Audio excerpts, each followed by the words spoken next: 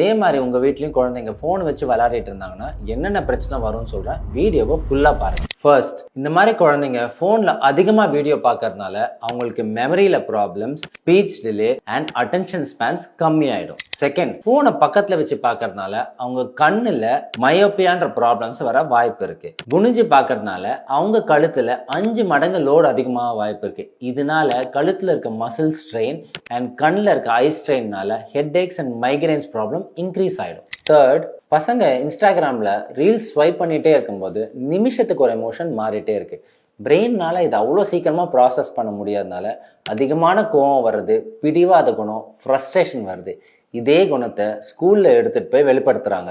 இதனால அவங்களால சரியா படிக்க முடியாமல் ஆங்ஸைட்டி அண்ட் டிப்ரெஷன்ஸ்லாம் வர வாய்ப்பு இருக்குது. இப்படியே உங்கள் பசங்களை நீங்கள் கண்டுக்காமல் விட்டுட்டீங்கன்னா 2-3 வருஷத்துக்குள்ள ட்ரக் அடிக்ஷனை விட மோசமான விளைவுகளை ஏற்படுத்திடும். இதை உடனே ஸ்டாப் பண்ணணும் அப்படின்னா நோ மொபைல்ஸ்னு கமெண்ட் பண்ணுங்க.